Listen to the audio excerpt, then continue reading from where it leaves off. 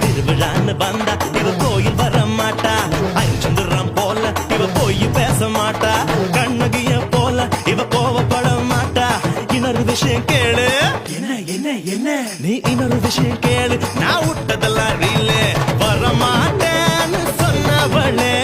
வந்து வந்து போறியே சின்னவளே வர மாட்டேன்னு சொன்னவளே வந்து வந்து போறியே சின்னவளே